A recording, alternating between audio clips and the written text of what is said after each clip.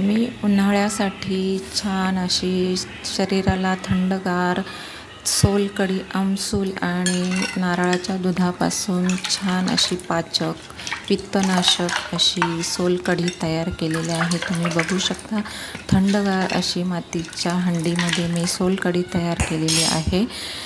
तर इथे मी एक नारळ घेतलेला आहे. नारळ फोडून घेणार आहे. इथे एका सुरीच्या साहाय्याने मी हा नारळ फोडून घेते आहे. तोपर्यंत नमस्कार, माझ्या चॅनलमध्ये तुमचं खूप खूप मनापासून स्वागत आहे. तर इथे मी नारळ फोडून घेतला आणि त्यातलं पाणी काढून घेतलं. छान असं नारळ पांढरा शुभ्र असं छान आहे. तर इथे नारळाचं खोबरं मी काढून घेणार आहे. एका सुरीच्या साहाय्याने सर्व खोबरं मी काढून घेते आहे.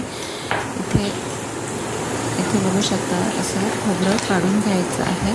तोपर्यंत व्हिडिओ आवडल्यास व्हिडिओला नक्की लाईक करा, सबस्क्राईब करायला विसरू नका आणि व्हिडिओ आवडल्यास व्हिडिओला लाईक करा आणि व्हिडिओ स्किप न करता पूर्ण पहा. तर इथे मी सर्व खोबरं असं सुरीने बारीक चिरून घेते आहे. तर इथे बघू शकता तुम्ही, इथे छान बारीक बारीक तुकडे करून घ्यायचे आहेत. तर इथे बारीक बारीक तुकडे मी कापून घेते. इथे सुरीने छानपैकी सर्व खोबऱ्याचे तुकडे करून घ्यायचे आहेत. इथे बघू शकता अगदी लहान तुकडे करायचे आहेत आणि नारळाचं दूध काढून घ्यायचं आहे.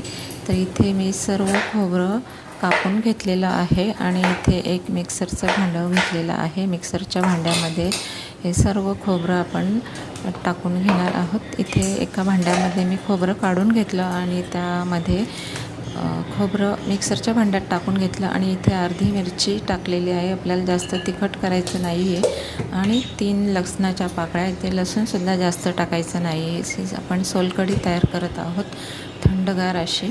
तर इथे मी खोबरं मिक्सरला वाटून घेतलेलं आहे आणि इथे मी एक मातीची हंडी घेतलेली आहे. मातीच्या हंडीमध्ये गाळणी ठेवली आणि त्यामध्ये सर्व दूध काढून घेते.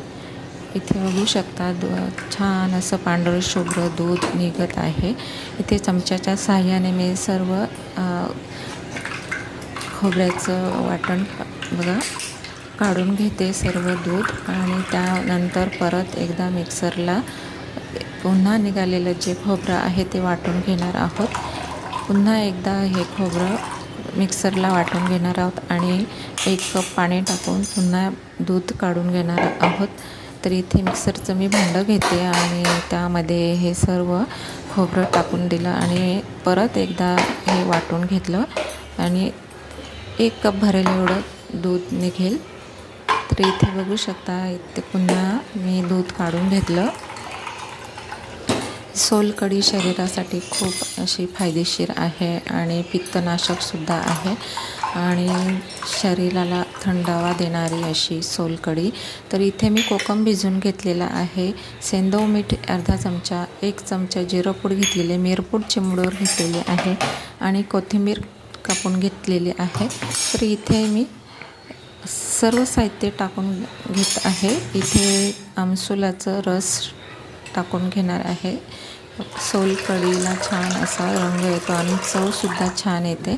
ती इथे आमसुलाचा रस मी टाकून घेतला आणि त्यानंतर मिऱ्याची पूड 1 चिमूटभर टाकून घेतली, जिरा पूड टाकून घेतली, सेंधव मीठ थोडंसं टाकून घेतलं आणि कोथिंबीर टाकून घेते. अशी भरपूर अशी कोथिंबीर टाकून घेते. तुम्ही बघू शकता किती छान अशी थंडगार सोलकढी तयार झालेली आहे. तुम्ही बघू शकता. तर इथे मी काचेची 2 ग्लास घेते आणि एका ताटलीमध्ये मी साखर घेतलेली आहे आणि साखरेचं ग्लासाला छानपैकी असं लिंबूचं लेअर दिला आणि साखरेचं लेअर दिलं. त्याने ग्लास खूप सुंदर दिसतं. तुम्ही बघू शकता. इथे ग्लासांना मी साखर लावून घेतली आणि त्यामध्ये आपण सोलकढी सर्व करणार आहोत. तर इथे ग्लास घेतलेले आहेत आणि आपण सोलकढी ग्लासांमध्ये टाकून घेणार आहोत. इथे बघू शकता छान असा रंग आलेला आहे सोलकढीला. इथे ग्लासामध्ये भरून घेतलं आणि इथे मी बर्फाचे तुकडे काढून घेतलेले आहेत. त्यामध्ये बर्फाचे तुकडे टाकून घेणार आहे आणि थंडगार अशी आपली जेवणानंतर पिण्यासाठी थंडगार अशी सोलकढी तुम्ही नक्की ट्राय करा. तुम्ही बघू शकता इथे मी बर्फाचे तुकडे ग्लासांमध्ये टाकून घेते. तिथे बघू शकता छान अशी सोलकढी आपली तयार झालेली आहे. इथे बर्फाचे तुकडे मी टाकून घेतले. थोडंसं कोथिंबीरचं पानं वर टाकून दिले. इथे बघू शकता इथे छान अशी कोथिंबीरची पानं ठेवली. किती सुंदर असं आपलं सोलकढी तयार झालेले आहे. तर इथे मी एक ग्लास छोटंसं मी पिऊन बघते. खूप छान थंड असे खूप छान चव आलेले आहे. तर या प्यायला. व्हिडिओ आवडल्यास नक्की लाईक करा. तोपर्यंत बाय बाय.